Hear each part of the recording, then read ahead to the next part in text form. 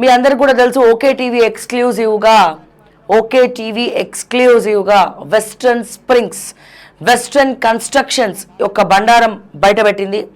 So 32,000 కోట్లు 32,000 కోట్లకి సంబంధించినటువంటి స్కామ్. 2 ముఖ్యమంత్రులు, ఐఏఎస్లు, తర్వాత ఎంఆర్ఓ, ఆర్డీఓ, అడిషనల్ మన అడ్వకేట్ జనరల్, తర్వాత ఎంఆర్ఓ, ఆర్డీఓ, అడ్వకేట్ జనరల్, తర్వాత మున్సిపల్ సంబంధించినటువంటి అప్పటి మున్సిపల్కి సంబంధించినటువంటి ప్రిన్సిపల్ సెక్రటరీ, ఆ తర్వాత రంగారెడ్డి జిల్లా కలెక్టర్ అమయ్ కుమార్ గతంలో. సో వీళ్ళందరూ కూడా వీళ్ళతో పాటుగా పక్క రాష్ట్రం అంటే మన తమిళనాడు రాష్ట్ర ముఖ్యమంత్రి ఎంకే స్టాలిన్. సో వీళ్ళందరూ ఇన్వెస్ట్మెంట్లు ఉన్నాయి. సో మాజీ ఎంపీ రంజిత్ రెడ్డి ఆధ్వర్యంలో మాజీ ఎంపీ రంజిత్ రెడ్డి గారు, ఆయన పార్ట్నర్ అయినటువంటి సుదర్శన్ రెడ్డి గారు, ఇంకో పార్ట్నర్ అయినటువంటి తిరుపతి రెడ్డి గారు. సో వీళ్ళందరూ కూడా దీంట్లో ఇన్వాల్వ్ అయి ఉన్నారు. సో 2021 అంటే గతంలో ఈ పుప్పాలగూడలో ఎక్కడైతే మీకు తెలుసు అప్పుడు పుప్పాలగూడ ఇవన్నీ కూడా ఒక గ్రామాలుగా ఉండేవి.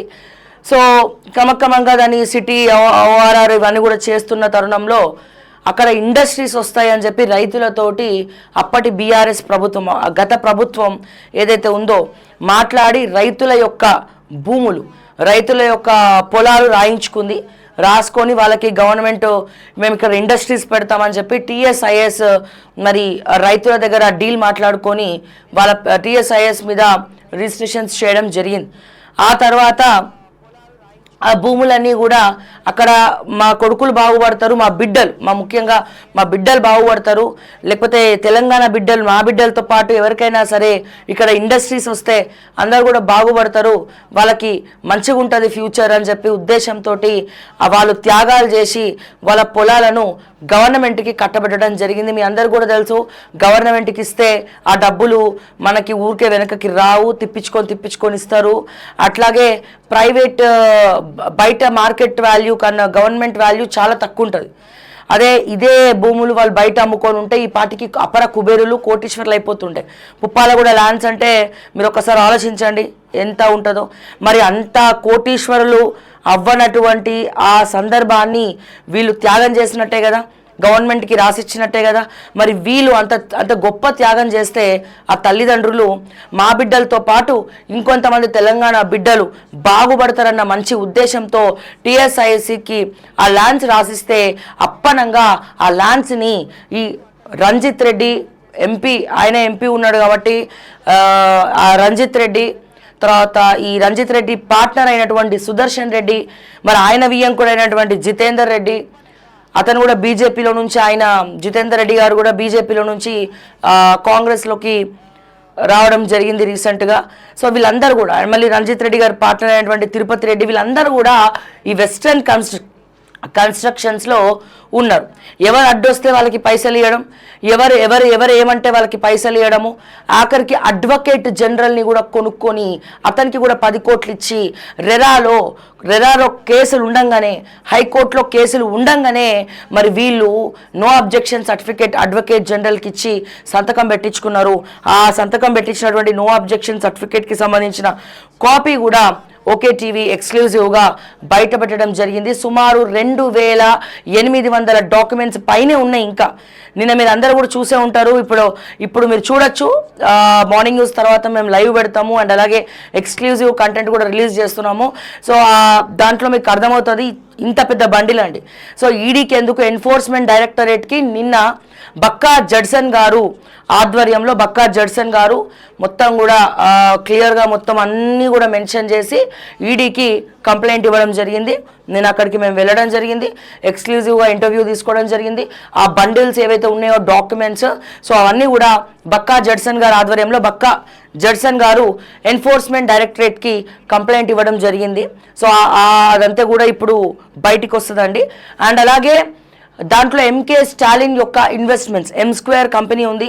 ఆ M2 కంపెనీ తమిళనాడుకు సంబంధించి అంటే స్టాలిన్కి సంబంధించినటువంటి కంపెనీ. సో దాంట్లో గతంలో ఈడీ రైట్స్ కూడా జరిగినాయి, ఐటీ రైట్స్ జరిగినాయి. మీరు M2 అని కొట్టుంటే దాని డీటెయిల్స్ మొత్తం కూడా వస్తాయి.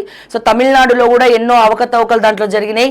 అది స్టాలిన్ దాని ఇన్వెస్ట్మెంట్స్ బినామీ కంపెనీ, స్టాలిన్దే కంపెనీ అని చెప్పి కూడా గతంలో స్టాలిన్ని టార్గెట్ చేయడానికి కూడా సో ఈ కేంద్ర బలగాలు ఏవైతే ఉన్నాయో G2 కంపెనీ మీద అటాక్స్ చేసినాయి అనమాట. అంటే మొత్తం కూడా సెర్చ్ చేయడం జరిగింది. సో ఆ వార్తలు కూడా వైరల్ అయినాయి. సో ఇటువంటి సందర్భంలో మరి ఎంత చేసినా ఏం చేసినా వీళ్ళలో మార్పు రాదు. ఈ గవర్నమెంట్ వచ్చిన తర్వాత కేవలం ఈ ప్రాపర్టీస్ని వాటిని కాపాడుకోవడానికే అప్పటి మాజీ ఎంపీ రంజిత్ రెడ్డి గారు పార్టీ మారి కాంగ్రెస్లోకి వెళ్ళడం జరిగింది. సో ఈ డబ్బులే వాళ్ళకి కొంగు బంగారంగా అయింది. హాట్ కేక్ లాగా ఈ 32,000 కోట్లు మనీ లాండరింగ్ జరిగింది. ఎక్కడో ఇంకో దగ్గర కట్టినటువంటి వాటి మీద అంటే వెస్టర్న్ కన్స్ట్రక్షన్స్ గ్రూప్ అంతా ఒకటే, పేర్లు వేరు, స్ప్రింగ్స్ వేరు ఉంటుంది, అది ఇంకో పేరు వేరే ఉంటుంది. సో అట్లా ఏం చేశారు, ఇంకో కంపెనీ మీద తెచ్చినటువంటి లోన్స్ అన్ని తీసుకొచ్చి ఇక్కడ డైవర్ట్ చేయడం జరిగింది. అండ్ ఇక్కడ ఉన్నటువంటి డబ్బులు అంటే అక్కడ లోన్ తీసుకోవడం జరిగింది. బ్యాంకులు కూడా మరి చిన్న లోన్ అడిగితేనే బ్యాంకులు ఇవ్వవే, ఒక చిన్న లోన్ అడిగితేనే 100 రకాల ప్రశ్నలు వేసి వందల సంతకాలు పెట్టించుకునేటువంటి బ్యాంకులు మరి ఏ ప్రోటోకాల్ ప్రకారం మరి అంత పెద్ద ప్రాపర్టీస్కి వాళ్ళ కన్స్ట్రక్షన్కి లోన్ ఇచ్చింది. అండ్ ఇప్పుడే కొంతమంది సాఫ్ట్వేర్ ఇంజనీర్స్ అవి కొనుక్కోవడానికి కూడా వాళ్ళకు లోన్ శాంక్షన్ చేసింది. అంటే సామాన్యులకు ఏదైనా సరే అది ఆకాశంలోనే ఉంటుంది, కిందికి దిగిరాదు. అదే డబ్బున్నోడికి కొంగు బంగారంగా ఏదైనా సరే కాలకాడికి వస్తుందని చెప్పి మరొకసారి నిరూపితమైంది. ఇట్లాంటి వాళ్ళు లోన్లు తీసుకొని డబ్బులు ఎగ్గొట్టబట్టే మనం ఇంకా ట్యాక్సులు కట్టేసి మొత్తం ఇంట్రెస్ట్లు పెంచేసి సో అవన్నీ కూడా మనం కడుతున్నాం. అంటే సామాన్య ప్రజలు రెక్కల కష్టం మీద ట్యాక్సులు కడతా ఉంటే వీళ్ళందరూ ట్యాక్సులు ఎగ్గొట్టి మనీ లాండరింగ్ చేసి ఇక భూములన్నీ దోచుకొని అప్పనంగా ఇష్టం వచ్చినట్టు వ్యవహరిస్తూ ఉన్నారు.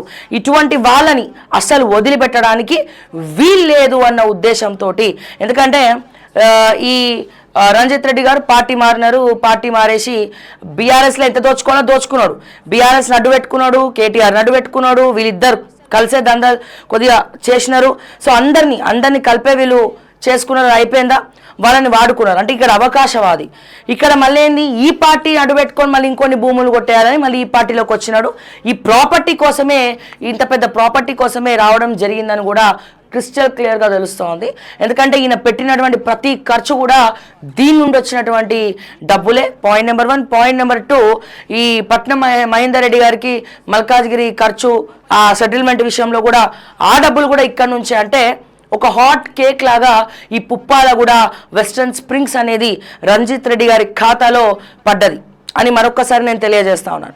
సో ఇవన్నీ కూడా డాక్యుమెంట్స్ కొన్ని రోజుల నుంచి కూడా బక్కా జడ్సన్ గారు మొత్తం స్టడీ చేసి దాన్ని ఒక సీక్వెల్ లెవెల్లో పెట్టి సో పగడ్బందీగా, ఎందుకంటే పెన్ డ్రైవ్ ఇస్తే మళ్ళీ ఎన్ఫోర్స్మెంట్ డైరెక్టరేట్ ఆ సిస్టంలో పెట్టుకొని అన్ని తనిఖీలు చేయాల్సి వస్తుందని, వాళ్ళకి సగం కష్టం తగ్గించాలని క్లియర్గా సగం వర్క్ మరి జడ్సన్ గారే చేసి మొత్తం అంతా కూడా సీక్వెల్గా ప్రింట్స్ తీసుకొని మరి దాదాపు 2,600-700 డాక్యుమెంట్స్ ఉన్నాయి. సో డాక్యుమెంట్స్ అన్ని జిరాక్స్లు అంటే ప్రింట్స్ మొత్తం కూడా తీసుకొని దాన్ని సీక్వెల్గా పెట్టి దానికి తగ్గట్టు డ్రాఫ్టింగ్ చేసి ఎక్కడ కూడా చిన్న లోపం లేకుండా చాలా పగడ్బందీగా ఎన్ఫోర్స్మెంట్ డైరెక్టరేట్కి కంప్లైంట్ ఇవ్వడం జరిగింది. సో వాళ్ళు కూడా రిసీవ్ చేసుకున్నారు, తీసుకున్నారు. సో స్టాంప్ వేసి మళ్ళీ కంప్లైంట్ లెటర్ మీద స్టాంప్ వేసి ఇవ్వడం జరిగింది.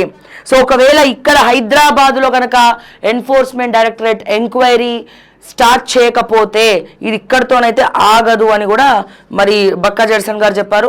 ఎందుకంటే మేము కూడా చాలా సీరియస్గానే తీసుకుంటాం ఈ ఇష్యూని. సో ఎన్ఫోర్స్మెంట్ డైరెక్టరేట్ ఇక్కడ వీళ్ళు తీసుకోకపోతే నెక్స్ట్ సిబిఐ, సో సిబిఐ అంటే ఢిల్లీలో ఉన్నటువంటి సిబిఐకి ఢిల్లీకి వెళ్ళి మరి అక్కడ కూడా ఇంకో కాపీ తయారు చేస్తున్నారు, ఇంకో కంప్లైంట్. సో విత్-ఇన్ 1 వీక్ అది కూడా రెడీ అయిపోతుంది.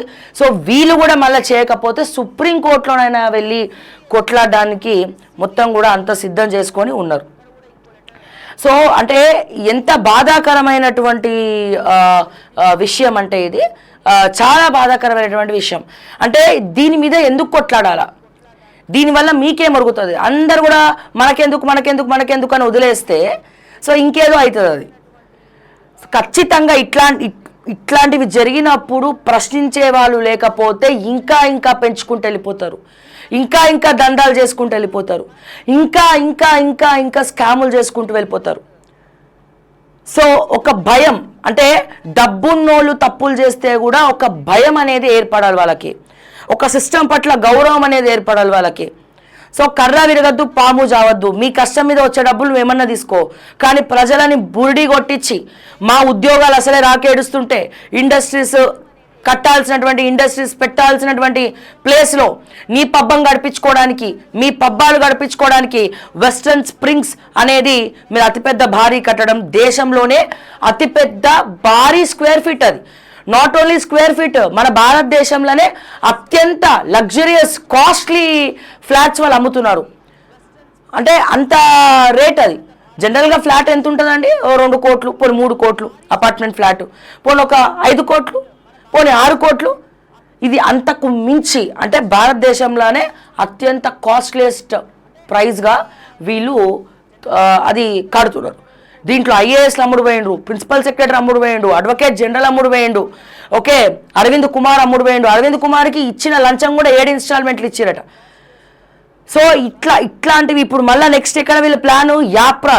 యాప్రాల్లో కూడా western కట్టబోతున్నారు, western constructions.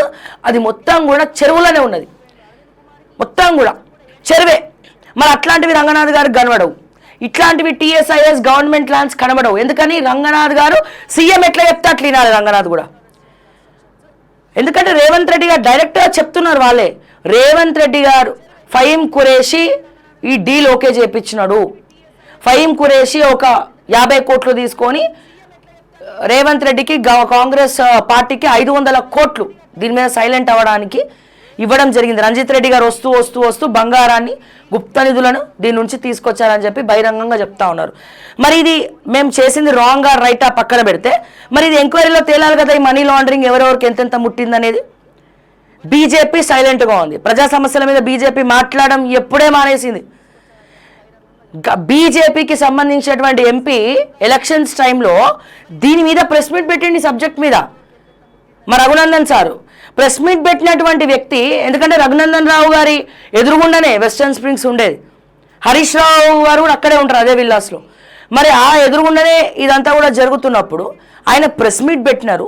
Press meet పెట్టినాక ఎందుకు మానుకున్నారు మళ్ళీ దాని గురించి మాట్లాడడం? ఎందుకు మానేసుకున్నారు? సో ఖచ్చితంగా దీని మీద యాక్షన్ తీసుకోవాల్సి వస్తుంది.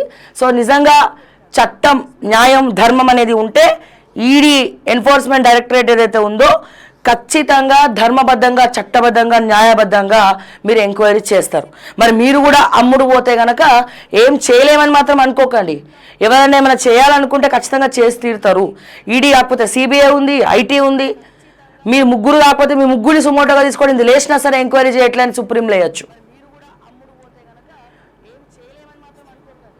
సో దయచేసి ప్రజలారా, కేంద్ర ప్రభుత్వం దృష్టికి వెళ్ళే వరకు, ఈడీ దృష్టికి వెళ్ళే వరకు వీళ్ళ ఆగడాలు, గవర్నమెంట్, సీఎం రేవంత్ రెడ్డి గారు దీంట్లో ఇన్వాల్వ్ అయినారా లేదా? ఎందుకంటే స్టాలిన్ ఇన్వెస్ట్మెంట్లు దీనిలో ఉన్నప్పుడు మరి ముఖ్యమంత్రి గారు ప్రభుత్వాన్ని నడపాలంటే ఆయనకు కూడా డబ్బులు కావాలి. మరి డబ్బులు కావాలంటే బిగ్ షాట్స్ ఉండాలి. బిగ్ షాట్స్ ఎవరయ్యా అంటే వీళ్ళే. నక్కతోక తొక్కినట్టు తొక్కితే ఇవి వచ్చినాయి అంటున్నారు, ఇచ్చినారు అంటున్నారు. నేను ఇచ్చారు అని చెప్పట్లే, ఇచ్చినారు అంటున్నారు. అందుకే రేవంత్ రెడ్డి గారు సైలెంట్ అయిపోయినారు అంటున్నారు. ఇంత పెద్ద సబ్జెక్టు హైడ్రా కిందికి రాదా అండి? గవర్నమెంట్ ల్యాండ్స్ కాపాడే బాధ్యత హైడ్రాకి లేదా అండి?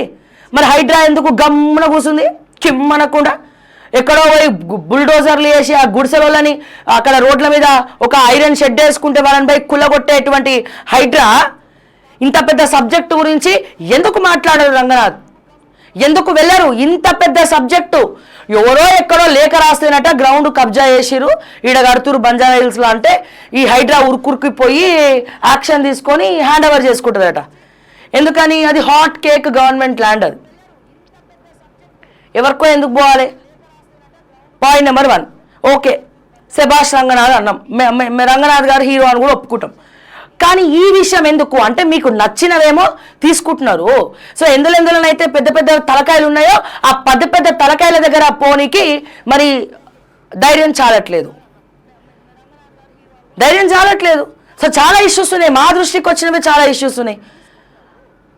అమీన్పూర్లో వాడు బహిరంగంగా చెప్తున్నాడు, అమీర్పూర్లో కాటసాని రాంభూపాల్ రెడ్డి నేను హైడ్రాన్ మేనేజ్ చేసినా మీరు ఏం పిక్కుంటారో పిక్కోండి అని చెప్తున్నాడు రంగనాథ్ సార్. కాటసాని రాంభూపాల్ రెడ్డి గారు మీ మీద నమ్మకంతో అక్కడ పోయి మీరు హైడ్రా యాక్షన్ తీసుకొని వాళ్ళకి హ్యాండ్ ఓవర్ చేస్తే వాళ్ళు రౌడీలను పెట్టి గూండాగిరి చేసి బెదిరిస్తూ ఉంటే బహిరంగంగా హైడ్రాన్ మేనేజ్ చేసినాం, హైడ్రా వాళ్ళకి పైసలు ఇచ్చినామని చెప్పి మా ముందే చెప్తా ఉంటే ఇది ఇంతకన్నా నీచం దారుణం ఏమైనా ఉందా అండి? ఎందుకు వెళ్ళరు? టిఎస్ఐఎస్ గవర్నమెంట్ కాదా? హైడ్రా కిందికి రాదా? చెరువులు కుంటలు గవర్నమెంట్ ల్యాండ్స్ కాపాడడం మా బాధ్యత అన్నటువంటి హైడ్రా మరి ఇక్కడికి ఎందుకు పోదండి? అంత పెద్ద భారీ కట్టడం కదా, భారతదేశంలోనే భారీ కట్టడము, ఎందుకు పోరు? రీజన్ ఏంటి? రేవంత్ రెడ్డి గారు వద్దన్నారా? ఇట్లా చాలా ఉన్నాయి. అల్వాలోనైతే ఏమంటారు 14 సంవత్సరాల నుంచి తిరుగుతున్నారు అల్వాల్లో ఈ మైనంపల్లి హనుమంతరావు వాళ్ళ అన్న బ్యాక్ ఎండ్లో ఉండి వాళ్ళ భూములు కొల్లగొట్టి కబ్జా చేసి మున్సిపల్ పర్మిషన్లు లేకుండానే మొత్తం కట్టుకున్నారు. సో దాని మీద కంప్లైంట్ ఇస్తే ఎవరికి కూడా దమ్ము లేదు, యాక్షన్ తీసుకునేటువంటి ఇది లేదు. సో రంగనాథ్ గారు ఏమైనా కాపాడతారని చెప్పి అక్కడికి పోతే మరి ఆయన కూడా చప్పుడు చేయట్లే. మరి దాంట్లో కూడా పార్కు కూడా కబ్జా పెట్టిరు కదా, పోనీ దాంట్లో లేఅవుట్లో పార్క్ ఏదైతే ఉందో దాన్ని కూడా కబ్జా పెట్టిండ్రు కదా. ఎందుకు మైనంపల్లి హనుమంతరావు అంటే భయమా? లేకపోతే ఆయన మనుషులు ఇందులో ఉన్నారని చెప్పి మీరు పోవట్లేదా? రీజన్ ఏంటని అడుగుతున్నా. చట్టం తన పని తను చేసుకుంటా పోతుంది అని చెప్పి డైలాగులు కొట్టడం కాదండి. సో ఎగ్జిక్యూషన్లో ఏముంది? సామాన్యులకు అండగా ఎవరున్నారు ఈ రోజున? పార్టీలు ఎట్లనో అమ్ముడు పోయినాయి, ఏ పార్టీని నమ్మేటట్లేదు. తెలంగాణలో సరికొత్త పార్టీ వచ్చేటట్టే కనబడుతుంది. ఇప్పుడున్నటువంటి తెలంగాణ వాళ్ళ నుంచి తెలంగాణని కాపాడాలంటే ఒక సరికొత్త పార్టీని రిజర్వేషన్లకు అతీతంగా ఎంకరేజ్ చేయాల్సినటువంటి అవసరం ఉన్నది. మరో జయప్రకాష్ నారాయణ లాంటి వాళ్ళు ఇక్కడికి రావాల్సినటువంటి అవసరం ఉన్నది. మీ బ్యూరోక్రాట్స్ కూడా మీరు సామాన్యులకు అండగా ఉండకపోతే ఇంకెందుకండి మీ ఉద్యోగాలు, మీ చదువు, ఇదంతా కూడా ఎందుకు? ఇవన్నీ ఎందుకు? ఇంకా అట్లీస్ట్ ఒక 2 పుణ్యాలన్నా చేయొచ్చు కదా. కర్మ ఫలితం నమ్మే వాళ్ళు ఎవరు కూడా ఇట్లా చేయరు. సామాన్యులకు అండగా ఉండండి సార్. మీరు తినే కాడ తినండి, మేము వద్దనం. మీ కడుపు మేమెందుకు కొట్టాలి? మీరు తినే దగ్గర తినండి, కానీ పేదవాళ్ళ జోలికి రాకండి, మిడిల్ క్లాస్ వాళ్ళ జోలికి రాకండి, మిడిల్ క్లాస్లో బతుకులు నాశనం చేయకండి, మా రైతుల జీవితాలు ఆగం చేయకండి, మా నిరుద్యోగుల ఆశలు అడియాశలు చేయకండి అని చెప్తున్నాం. మీరు తినండి, తినే దగ్గర తినండి, దోచుకోండి, మీరేమైనా వేసుకోండి, కానీ పేదవాళ్ళ ఎంబడి పేదవాళ్ళ కన్నీరు రాకుండా చూసుకోండి. మిడిల్ క్లాస్ వాళ్ళు రెక్కలు ముక్కలు చేసుకోండి సార్. అందరికీ షుగరు బీపీలు ఎందుకు వస్తున్నాయి? 40 yearsకే లోన్లు కట్టాలి, వాళ్ళు ఇంట్రెస్ట్లు పెంచుతారు, అప్పులోలు, కార్పొరేట్ మాఫియా. మళ్ళీ ఇప్పుడు కోవిడ్ వస్తుందంట మన దరిద్రానికి. ఆ కోవిడ్ ఏమన్నా కొంచెం అటు ఇటు అయినా షుగర్లు బీపీలు రైజ్ అయ్యి ఇమ్యూనిటీ లెవెల్స్ తక్కువ ఉన్న వాళ్ళకి, మెంటల్ స్ట్రెస్ ఎక్కువ ఉన్న వాళ్ళకి తొందరగా కోవిడ్ అటాక్ అవుతుంది. గవర్నమెంట్ హాస్పిటల్కి పోలేరు, మింగలేరు, కక్కలేరు, కార్పొరేట్కి పోవాలి. వాడు రక్త మాంసాలు పిండుతాడు, పిండి పిండి పిండి పిప్పి వేసి స్కెలిటన్ ఇస్తాడు బయటికి. ఇన్ని టెన్షన్స్ మధ్యలో వాళ్ళ కన్నీళ్ళు కష్టాలు ఎవరికి పట్టవా సార్? పేదోడి కూడి ఎందుకు కొడతారు? మిడిల్ క్లాస్ కడుపులు ఎందుకు కొడతారు సార్? మరి అట్లాంటప్పుడు హైడ్రా ఎవరెవరైతే మిడిల్ క్లాస్ వాళ్ళ ఫ్లాట్స్ కొల్లగొట్టిందో వాళ్ళకి కంపెన్సేషన్ ఇచ్చి చూపియండి. అప్పుడు హైడ్రా ఈజ్ గ్రేట్ అంటాం మేము కూడా, ఇప్పుడు కూడా అంటున్నాం. కానీ కొన్ని సబ్జెక్ట్స్లో ఎందుకు వేలు పెడతలేరు? ఇట్లాంటి వెస్టర్న్ కన్స్ట్రక్షన్స్కి ఏమో బ్యాంకులు అప్పనంగా లోన్లు ఇస్తాయి. ఏం కోర్టులో కేసులు ఉండగా ఎవరన్నీ లోన్ ఇచ్చేది? బ్యాంకోడు. మరి వీళ్ళకి కోర్టులో కేసులు ఉండగా లోన్స్ ఎట్లిచ్చింది? నో అబ్జెక్షన్ సర్టిఫికేట్ ఎట్లిచ్చింది? క్లియరెన్స్ ఎట్లిచ్చింది? ఇన్ని లూప్ హోల్స్ ఉంటాయి. ఎట్లిచ్చింది సార్? మిడిల్ క్లాస్కి ఒక లోన్ అడుగుతేనే అదంత కష్టంగా ఉంటే మరి వీళ్ళందరికీ లోన్లు ఎట్లిచ్చిందని అడుగుతున్నా నేను, మిడిల్ క్లాస్ ఫ్యామిలీస్కి. అదే హైడ్రా బాధితుల సంఘం ఉన్నది. హైడ్రా బాధితులందరూ రోడ్లెంబడి తిరుగుతున్నారు, గుండె నొప్పి వచ్చి ఒక హాస్పిటల్లో ఉన్నారు. వాళ్ళకి తెలియదు ఆడ చెరువు ఉందా ఏముందా? సామాన్య ప్రజలకు ఎట్లా తెలుస్తుందండి? మీ బ్యూరోక్రాట్స్ మొత్తం కూడా మోసం చేస్తూ ఉంటే చెరువును మొత్తం మట్టి కప్పేసి లెవెల్ చేసి అక్కడ 2 పిల్లర్లు వేస్తే అది చెరువు ఉందా ఏముందా అని ఎట్లా తెలుస్తుంది? ఇట్లా అడ్వకేట్ జనరల్ కూడా నో అబ్జెక్షన్ సర్టిఫికేట్లు ఇస్తుంటే, ఇరిగేషన్ డిపార్ట్మెంట్ అమ్ముడుపోతుంటే, రెవెన్యూ డిపార్ట్మెంట్ అమ్ముడుపోతుంటే, రిజిస్ట్రేషన్స్ సబ్ రిజిస్టర్లు అమ్ముడుపోతుంటే, అక్కడ చెరువు ఉందా, కుంటు ఉందా, మట్టు ఉందా, తాటి మట్టు ఉందా అని సామాన్యులకు, మిడిల్ క్లాస్ ఫ్యామిలీలకు ఎట్లా అర్థమవుతుంది? ఎక్కడ అతి తక్కువ ధరకే ప్రైజ్ వస్తుందంటే, అమ్మా ఈ సొంతింటి కళ నెరవేరిందన్న ఒక ఆశలతోటి వాళ్ళు పోయి వాళ్ళు డబ్బులు ఇచ్చి లోన్ తెచ్చుకొని వాళ్ళ నాన్న తిప్పలు పడి ఒక అపార్ట్మెంట్లో ఫ్లాట్ కొనుక్కుంటే దాన్ని తీసుకొచ్చి బుల్డోజ్ చేస్తే మరి వాళ్ళ శాపనార్థాలు మీ కాంగ్రెస్కి హైడ్రాకి తగలవా? ఒకవేళ చట్టం తన పని తను చేసుకపోతుంది, అది ఎప్పుడు మిడిల్ క్లాస్ బతుకుల మీదనేనా? పేదోడి బతుకు మీదనే చట్టం తన పని తను చేసుకుంటూ పోతుందా? డబ్బున్నోడు, కన్స్ట్రక్షన్ కంపెనీలు, బిల్డర్లు, మీ ఇరిగేషన్ డిపార్ట్మెంటు, బ్యూరోక్రాట్స్, ఐఏఎస్లు, ఐపీఎస్లు, ఎంఆర్ఓలు, ఆర్డీఓలు, వీళ్ళందరి విషయంలో చట్టం తన పని తను చేసుకుంటా పోదా? చుట్టమని చెప్పి వదిలేస్తుందా? ఎందుకు? వాళ్ళు తినేది మట్టే, వాళ్ళు తినేది కూడే, వీళ్ళు తినేది కూడే కదా. అట్లాంటప్పుడు ఇవ్వండి. హైడ్రా బాధితుల సంఘానికి ఎవరెవరైతే వాళ్ళ ఇన్వెస్ట్మెంట్స్ కోల్పోయినారో గవర్నమెంట్ కంపెన్సేషన్ ఇవ్వండి. ఈ రంజిత్ రెడ్డి నుంచో లేకపోతే ఇంకోరి దగ్గర నుంచో మీరన్న అపర కుబేరులు ఎవరినైతే కాపాడుతున్నారో మీరు డబ్బులు తీసుకోవడం మానేసి వాళ్ళ డబ్బులు తీసుకెళ్ళి వీళ్ళకి ఇవ్వండి. అది చేయం మనం. కోల్పోయిన వాళ్ళు ఏడుస్తున్నారు అంటే చిన్న చిన్న 1 కోటి రూపాయల ఫ్లాట్, 2 కోట్ల రూపాయల ఫ్లాటు, ఒక 50 లక్షల రూపాయలు ఫ్లాట్ పెట్టి కట్టుకునే వాళ్ళ మీద మన ప్రతాపాలు చూపిస్తున్నాం. కోట్లు ఎగనామం పెట్టి బ్యాంకులను దోచుక తినే వాళ్లకు అందరికి డబ్బులే ఎరగా వేసి కబ్జాలు చేసి గవర్నమెంట్ని బురిడి కొట్టించే వాళ్ళను మనం కాపాడుతున్నాం. ఇట్లా దీనికోసం మనం తెలంగాణని సాధించుకున్నాం. మనం ఇవన్నీ కూడా చూడ్డానికి మనం తెలంగాణని సాధించుకున్నాం. పెట్టండి కేసులు, ఇవన్నీ మాట్లాడుతున్నందుకు పెట్టండి, ఏం చేస్తారో చేసుకోండి. గ్రూప్ 1 అమ్ముకున్నారు, 46G గురించి పట్టలేదు. అరే తెలంగాణ ఏం చేయాలనుకుంటున్నారు? అందరు కలిసి ఏదో చేస్తాడని చెప్పి ఈయన పాదయాత్రలు చేసి వర్షంలో 3 రంగుల జెండా బట్టి బ్యాక్గ్రౌండ్ మ్యూజిక్, మళ్ళా ఆ వర్షంలో వీడియో కూడా ఇంకా ఉంటుంది, అది కొన్ని మిలియన్స్ పోయినాయి. వర్షం వస్తూనే సరే రేవంత్ రెడ్డి ఇట్లా తలపా కట్టుకొని పాదయాత్ర చేస్తాడట. మరి ఇప్పుడు చేయండి. వర్షంలో మొత్తం కూడా ఒడ్లు తడిసిపోయి మొలకలు వస్తూ ఉంటే మిల్లర్లు కొనుక్కోకపోతే, ఎవరు కూడా కొనుక్కోకపోతే ప్రైవేట్ వాళ్ళకి అతి తక్కువ ధరకే అమ్ముతుంటే ఆ మొలకలు వచ్చిన ఒడ్లు ఎవరు కొనుక్కోకుండా రోడ్ల మీద ఆడుతూ ఉంటే ఇప్పుడు చేయరు ఎందుకో పాదయాత్రలు? వర్షంలో తడుచుకుంటా అదే బ్యాక్గ్రౌండ్ పాట పెట్టుకొని రైతుల కోసము. అట్లీస్ట్ ఏరియల్ సర్వే చేయరు, అట్లీస్ట్ హెలికాప్టర్లో కూడా పోరు మీరు. సర్లే రేవంత్ అన్న, మీ హెలికాప్టర్లన్నీ ఒకటి కోమటిరెడ్డి వెంకటరెడ్డి గారు, ఇంకోటి ఎవరు మన ఆయన పేరేందే పొంగులేటి శ్రీనివాస్ రెడ్డి గారు, ఒక ఉత్తమ్ కుమార్ రెడ్డి గారు, అందరు తీసుకుంటున్నారు. ఇక మీకు హెలికాప్టర్ లేకుండా చేస్తున్నట్టున్నారు, మీరు ఏరియల్ సర్వే చేస్తలేరు. రైతుల కష్టాలు ఎవరికి అవసరం లేదు. మీరు ఇన్నిసార్లు చెప్తున్నారు ఫీల్డ్ విజిట్ చేయండి కలెక్టర్ అని. ఒక్కడంటే ఒకటి చేస్తుండ ఫీల్డ్ విజిట్ చేసిన దాఖలాలు ఉన్నాయా? ఉన్నమాట అంటే ఉలికెక్కువ అని ఇది మాట్లాడితే మళ్ళీ ఫేక్ కేసులు, ఫేక్ ప్రచారాలు. ఏది ఫేకో ఏది వాస్తవమో కూడా అర్థం కానటువంటి పరిస్థితి. ఇన్స్పెక్షన్కి ఎవరు పోతున్నారండి? కలెక్టర్లు, ఎమ్మెల్యేలు పోతలేరు ఇన్స్పెక్షన్కి. నియోజకవర్గంలో ఎక్కడెక్కడైతే ఒడ్లు ఎమ్మెల్యేలకి బాధ్యత లేదా? మాట్లాడితే స్ప్లెండర్ బైకులు, బుల్లెట్ బైకులు వేసుకొని ఆ బుల్లెట్ బైకులో రిబ్బన్ కట్లు చేస్తారు, కార్ షోరూమ్లోకి వెళ్ళి రిబ్బన్ కట్లు చేస్తారు, గవర్నమెంట్ హాస్పిటల్ ఓపెన్ చేయాల్సిన దగ్గర ప్రైవేట్ హాస్పిటల్కి రిబ్బన్ కట్లు చేస్తారు. మీ నియోజకవర్గాల్లో ఎన్ని గవర్నమెంట్ స్కూల్స్ ఉన్నాయి, ఎన్ని రెసిడెన్షియల్ హాస్టల్స్ ఉన్నాయి, ఎన్ని గవర్నమెంట్ పిహెచ్సి సెంటర్స్ ఉన్నాయి, ఎన్ని హాస్పిటల్స్ ఉన్నాయి, దాంట్లో ఎంతమంది డాక్టర్లు ఉన్నారు, ఫ్యాకల్టీ ఎంత ఉంది, ఏది రిబ్బన్ కట్ చేయాలి, ఎంతమంది రైతులు ఉన్నారు, ఎన్ని ఎకరాల పొలాలు ఉన్నాయి, అబ్బో అది మాత్రం తెలుస్తుంది. ఎందుకంటే మీరు కొనుక్కోవాలి కదా, మళ్ళీ కొనుక్కోవాలి, ఫామ్ హౌస్ కట్టుకోవాలి, ఎన్ని ఎకరాల పొలం ఉంది, ఇవన్నీ పట్టవా సార్? లేదా సరే ముఖ్యమంత్రి చేయలే, మరి మీ నియోజకవర్గ ఎమ్మెల్యేలకు ఏమైందండి? ఫీల్డ్ విజిట్ చేయడానికి లేదా?